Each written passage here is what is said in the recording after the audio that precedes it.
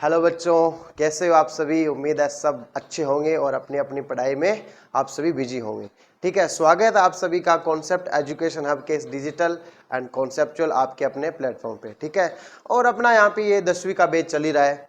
और कैसी चल रही है आप सभी की पढ़ाई? अच्छी चल रही है? समझ में आ रहा है ना आपको सबका पढ़ाया हुआ?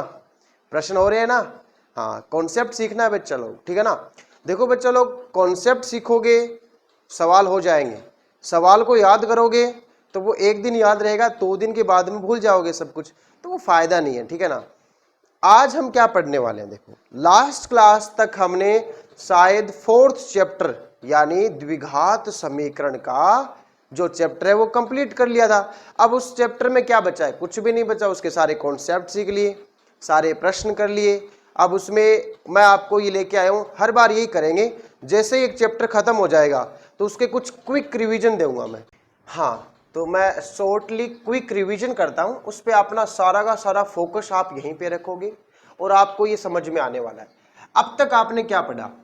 सबसे पहले तो मैं आपसे पूछूंगा कि द्विघात समीकरण का मानक रूप क्या है? द्विघात समीकरण का मानक रूप बताओ क्या होता है? मेरे साथ बोलो। आप बोलोगे sir ax square bx plus C बराबर 0। इस तरह की समीकरण ax square plus bx plus C बराबर 0 जो होती है वो द्विघात समीकरण का मानक रूप होता है। अच्छा बच्चा लोग, उसमें अगर x स्क्वायर का गुणांक क्या है? x स्क्वायर का गुणांक a है, वो कभी भी 0 नहीं होना चाहिए। वो कभी भी 0 नहीं होना चाहिए, क्योंकि अगर ये 0 हो गया तो ये वाला पद ही गायब हो जाएगा, और ये पद गायब हो जाएगा तो x की घात कितनी बचेगी? 1 बचेगी। अब जब ये पद ही नहीं बचेगा तो फिर ये द्विघात किस रूप की होगी? वो तो द्विघात ही नहीं होगी। बताओ, रिवाइज हो गया? मानक रूप समझ में आ गया? x स्क्वायर का गुणांक क्या होता है? a। x का गुणांक बोलो जल्दी से, b। और अचर पद क्या होगा? c होगा। बात समझ में आ गया? जैसे आपसे मैं एक एग्जांपल लिखता हूं यहाँ पे, 3x square minus 6x minus 9 is equal to 0। पहले तो ये बताओ ये द्विघात है या नहीं? आप कहोगे सर ये द्विघात है, तो यहाँ पे a का वैल्यू 3, b का वैल्यू -6, c का वैल्यू -9। तो ये जो आपका लिख रखा ना a b c, a यानी x स्क्वायर का गुणांक, b यानी x का गुणांक, c यानी अचर पद, तो ये सारा का सारा आपने लिख लिया। 3 ये माइनस, देखो चिन्ह के साथ लिखना है, ये भी देखो मैं आपको बता देता हूं, चिन्ह के साथ लिखना है।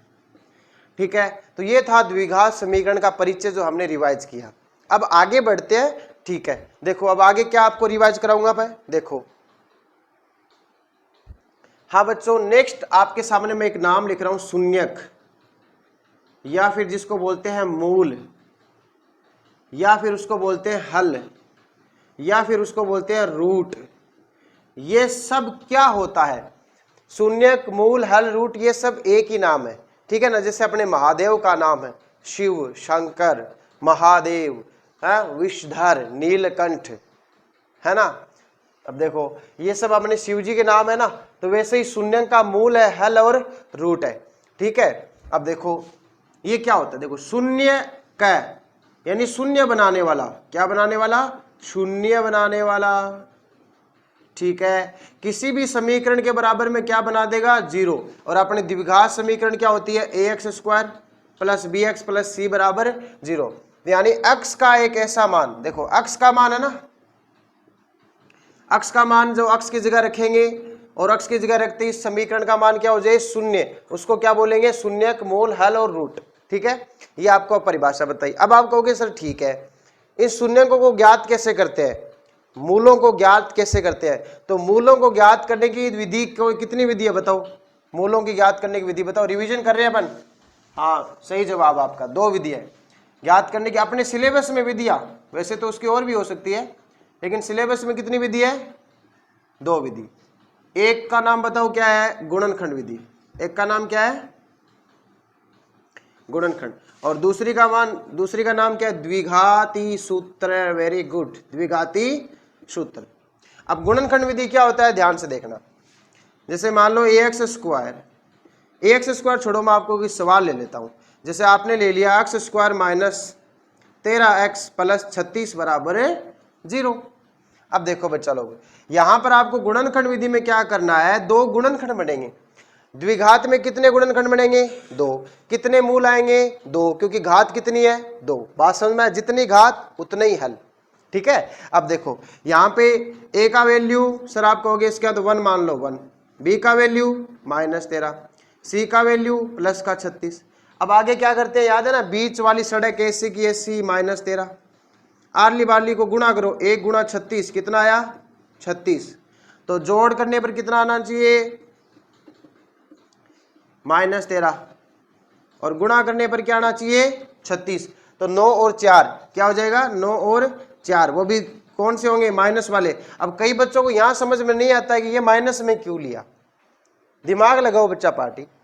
माइनस माइनस जुड़कर क्या आएगा माइनस, और माइनस माइनस गुणा करने पर प्लस आता है, इसलिए ये प्लस का लाना था, और जोड़ने पर माइनस का लाना था। देखो ये कॉमन सेंस खतरनाक, ठीक है ना, ये और 4, तो ये जोड़े बनेंगे। अब देखो ये एक्स स्क्वायर, अब बीच वाले को नानी के घर भेजते हैं, ये जाएगा नानी के घर, तो ये आ जाएगा माइनस का 9x, वो आ जाएगा माइनस का 4x प्लस का 36 बराबर 0। फिर यहाँ पे दो दो को क्या बनेंगे, पेयरिंग बनेगी, और वहां से क्या निकालेंगे इनका कॉमन।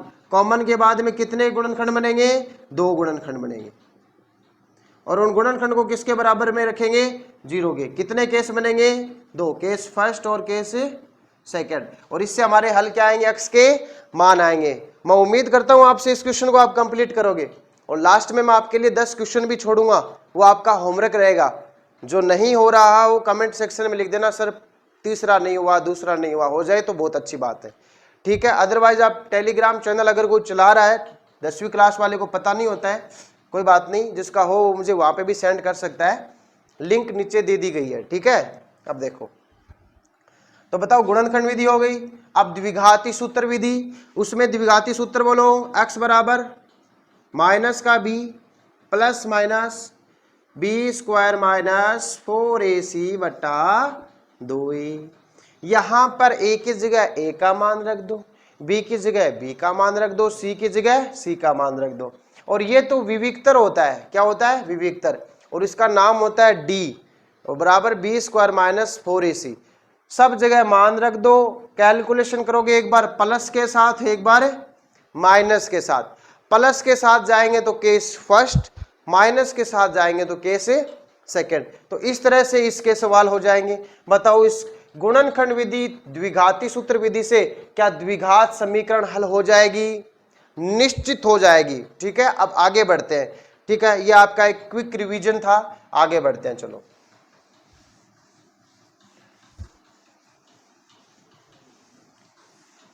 फिर आता है अपना इस प्रश्नावली में मूलों की प्रकृति। बोलो क्या आता है, मूलों की प्रकृति बताइए, आता ना ऐसा। चलो अभी देखते हैं मूलों की प्रकृति। सबसे पहले तो ये बताओ, बताई किससे जाती है, बताई किससे जाती है, किससे जाती है, विविक्तर से। तो विविक्त कर क्या है, विविक्त कर, ठीक है ना। अब विविक्तर को क्या बोलते हैं, डी, और डी का मान होता है बी स्क्वायर माइनस 4ac। याद है क्या ये बी स्क्वायर माइनस 4ac, कि एसी चला के कौन बैठा है, बी स्क्वायर, वो भी -4 के टेम्परेचर पर। बात याद है ना, एसी चला के बी स्क्वायर बैठा है, वो भी -4 टेम्परेचर पर। 4 टेम्परेचर माइनस में बहुत ज्यादा होता है, बहुत मतलब ठंडा बहुत होता है उसमें, बर्फ तो मान लो ये हाथ भी जमने लग जाते हैं, ठीक है। अब देखो इससे क्या पता चलता है, इससे 3 केस होते हैं। कितने केस, 3 केस। पहला केस देखो, पहला केस, पहले केस में डी का मान 0 से बड़ा, डी का मान 0 से बड़ा मतलब, अच्छा इसको ऐसे क्या करो, तीनों केस है ना, इसको ऐसे क्या करो, देखो एक रेखा बना लो, इस पे लिख लो 0, तो एक तो उठ जाएगा डी 0, एक हो जाएगा डी ग्रेटर देन 0, और पीछे की तरफ जाएंगे तो डी 0 से छोटा है, डी लेस देन 0। ऐसे समझ लो कि एक बार डी 0, एक बार इधर जाएंगे तो डी 0 से बड़ा, एक डी 0 से छोटा, तो ये डी के बराबर 0, और एक बार हो जाएगा d लेस देन 0। बच्चा पार्टी जब ये आता है तब हम क्या कहते हैं कि किसी भी द्विघात समीकरण के जो मूल होते हैं वो वास्तविक होंगे और भिन्न भिन्न होंगे। क्या लिखोगे? मूल वास्तविक व भिन्न भिन्न प्राप्त होंगे, भिन्न भिन्न प्राप्त होंगे। बात समझ में आई? अच्छा, d0 का मतलब देखो, d0 का मैंने समझाया था, वो ये फॉर्मूला में ये 0 हो जाएगा तो द्विघाती सूत्र में वो झोंपड़ी यानी वर्गमूल में सब क्या हो जाएगा? 0, है ना। देखो आप वापस लिखता हूं मैं, x बराबर माइनस बी प्लस माइनस वर्गमूल में same to same b square minus 4ac ऐसा कैसा आ गया और बट्टा में 2a। अब अगर यही 0 हो जाता है तो फिर माइनस का b बटा 2a इतना ही आंसर रहेगा, प्लस माइनस वाला खेल ही खत्म हो जाएगा, यानी केस ही नहीं बनेंगे, तो बराबर बराबर हल प्राप्त होगा। क्या होगा? बराबर। तो वास्तविक तो होंगे लेकिन बराबर बराबर हल प्राप्त होंगे। अब ये कैसे होंगे ये मैंने आपको पहले की कक्षा में बता रखा है, ये तो सिर्फ एक क्विक रिवीजन है, ठीक है ना, आपको थोड़ा दिमाग को बूस्ट करने के लिए। d लेस देन 0 यानी बी स्क्वायर माइनस 4ac का मान 0 से छोटा। भैया जी यहां पर मूलों का अस्तित्व ही नहीं होगा, मूलों का अस्तित्व नहीं होगा। क्यों नहीं होगा? क्योंकि मूल क्या होंगे यहाँ पे? काल्पनिक। क्या होंगे? काल्पनिक मूल होंगे। और ये क्यों होंगे ये आप बहुत ज्यादा विस्तार से मैंने पहले समझा रखा है, क्योंकि ये 0 से छोटा होते ही, ये 0 से छोटा होता है, ये झोंपड़ी में देखो रहते सगड़ा, देखो ये झोंपड़ी का मासा का सा नेगेटिव को नहीं हो जाएगा? अरे बोलो, 0 नेगेटिव हो जाएगा। 0 से छोटा होगा ना, 0 से छोटा, तो अंडर रूट में यानी वर्गमूल में माइनस हमें पसंद ही नहीं है, वर्गमूल में माइनस पसंद नहीं है, तो ये पसंद ही नहीं है तो फिर इसके मूल क्या होंगे? काल्पनिक। बेटा वर्गमूल में माइनस आने का मतलब है संख्या काल्पनिक है, संख्या काल्पनिक है। तो ये मैंने आपको 3 केस समझा दिए, इन 3 केस पे क्या संबंधित क्या होंगे? प्रश्न होंगे। बस इतनी है आपकी द्विघात समीकरण। ये लो पूरा चौथा चैप्टर 5 मिनट में क्लियर है, ठीक है। ये रिवीजन है बच्चा पार्टी, ये इस रिवीजन होता है और इससे संबंधित जितने भी प्रश्न होंगे वो आप कर सकते हो, बोलो कोई दिक्कत थोड़ी है, कर लोगे ना। होमवर्क डाल दूं, ये आपका एक तरीके से क्लास टेस्ट है जिसको घर पे बैठ के आप दो, और ये क्लास टेस्ट ही आपको पता चलेगा कि आपको कितना समझ में आ रहा है। नहीं आए तो उसको नीचे कमेंट में लिख दो, सर मुझे चौथा प्रश्न नहीं आ रहा, वो हम नेक्स्ट वीडियो में उसको एक्सेप्ट कर लेंगे। अदरवाइज उसका सॉल्यूशन हम बता देंगे, कैसे भी बता देंगे, टेलीग्राम हो तो उसमें जुड़ जाओ, वरना आप कमेंट करो, ठीक है। चलो आगे मैं आपको होमवर्क में लिखवा देता हूं 10 क्वेश्चन। बच्चों ध्यान से सुनो भाई, सारे बच्चे अभी देखो, अभी पढ़ाई तो कॉन्सेप्चुअल चल रही है, तो इसमें कुछ क्रिएटिविटी लानी भी जरूरी है, और ये एक्स्ट्रा एक्टिविटी है, बहुत शानदार होने वाला है। इन्हीं में से परीक्षा में जितने भी प्रश्न आएंगे इन्हीं में से कोई एक तरीके का आएगा, ठीक है ना। और वैसे आपका होमवर्क है और वैसे क्लास टेस्ट है, ईमानदारी से देना आप सभी को, ठीक है ना। अब देखो इसमें मैं जितने भी प्रश्न लिखाऊंगा उन सब प्रश्नों को आपको अच्छे से अपनी कॉपी में लिखना है, प्लस उनके क्वेश्चन कमेंट बॉक्स में भी बताने हैं कि किस किस बच्चे को ये आंसर आ रहा है और किस किस को नहीं आ रहा है, ताकि मुझे पता चले जिसको नहीं आ रहा है वो उसमें लिख देगा सर समझ में नहीं आया, तो उसका हम इलाज करेंगे, उसको बताएंगे, ठीक है ना। तो देखो ऑप्शनल क्वेश्चन दूंगा 5 और 5 क्वेश्चन दूंगा जिसमें आपको डेराइव करना पड़ेगा, ठीक है ना, वो अच्छे से करना है। इनको आप नोट करो अच्छे से, और ठीक है वीडियो को पॉज करके नोट करना, फिर आगे के 2 क्वेश्चन और करवाता हूँ। चलो करो इसको नोट, ये हर बार होगा, हर बार चैप्टर के बाद में आपका सीटी होगा, ठीक है, क्लास टेस्ट बोलते हैं इसको।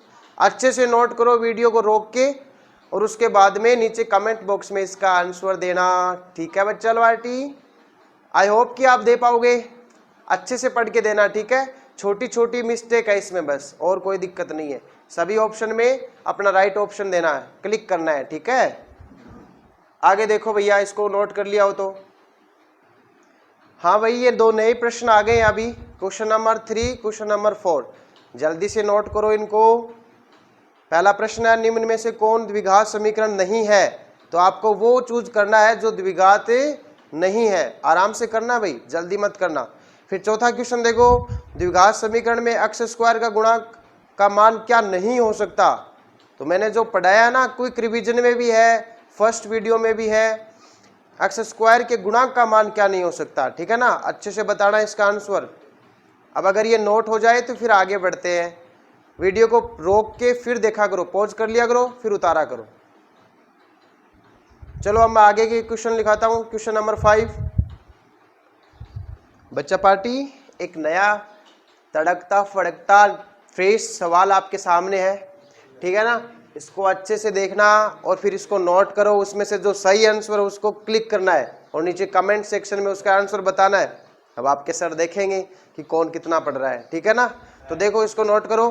क्वेश्चन है कि निम्न में से द्विघाती सूत्र कौन सा है? तो इनमें से 3 तो गलत है और 1 सही है। आपको ये बताना है कि कौन सा तो सही है और कौन सा गलत है। अच्छे से नोट करो, फिर आगे बढ़ते हैं। बच्चों ये छठा, सातवां, आठवां जो प्रश्न है वो प्रश्न आपको अपने होमवर्क की कॉपी में अच्छे से विस्तार पूर्वक करना है, ठीक है। परीक्षा में कोई प्रश्न आएगा सिर्फ अक्षर बदलेंगे, बाकी इसे ही आएगा, ठीक है। इससे आपको बहुत फायदा होने वाला है और इसको आप हल करोगे। नहीं आता है तो फिर आप कमेंट बॉक्स में बता देना, मैं फिर मुझे तो करना ही है क्योंकि मैं तो आपके लिए सॉल्व करूंगा ही, ठीक है ना। उम्मीद है बच्चों आप सबको ये क्विक रिवीजन और उसके साथ जस्ट छोटा ये अपना क्लास टेस्ट पसंद आया हो। इसी तरह से हम अपने जितने भी चैप्टर होंगे, जैसे चैप्टर खत्म होगा उस चैप्टर के आगे क्विक रिवीजन प्लस उसका क्लास टेस्ट, फिर मैं मेजर टेस्ट भी दूंगा आगे, ठीक है। और मोस्ट प्रोबेबल जो एग्जाम में जो प्रश्न आने लायक होंगे वो भी दिए जाएंगे और इस तरह से हम अच्छे से अपनी पढ़ाई को कंटिन्यू रखेंगे, ठीक है ना। आप इनको अच्छे से नोट करो। कुछ बच्चों को नोट करना नहीं आता है, मेरी बात सुनो। नोट करने के लिए आपको वीडियो को पॉज करना चाहिए हमेशा। पॉज कैसे करते हैं? यहाँ पे प्ले एंड पॉज का बीच में एक साइन रहता है, आप जैसे क्लिक करोगे तो बीच में क्लिक करते ही वो रुक जाएगा और जैसे ही रुकेगा आप लिख लो, फिर वापस प्ले कर लेना। कुछ बच्चे मुझे शिकायत करते हैं कि सर आप जल्दी से हटा लेते हो उनको। बच्चों ऑनलाइन में क्या होता है, आपको थोड़ा पॉज करना पड़ेगा, रोकना पड़ेगा वीडियो, उसके बाद में आपको लिखना पड़ेगा, ठीक है ना। तो देखो जैसे ही मैं पीछे होता हूँ आप उनको पॉज करो और फिर लिख लिया करो, ठीक है। तो बच्चों मुझे आपसे पूरी उम्मीद है कि आप इन क्वेश्चन के आंसर करोगे, ठीक है ना। मिलेंगे हम अपने नए चैप्टर की नई क्लास में, नए सेशन में, ठीक है। और आप इसका रिवाइज कीजिए और मिलेंगे हम नई क्लास में, ठीक है ना। तब तक पढ़ते रहिए, मुस्कुराते रहिए, खुश रहिए।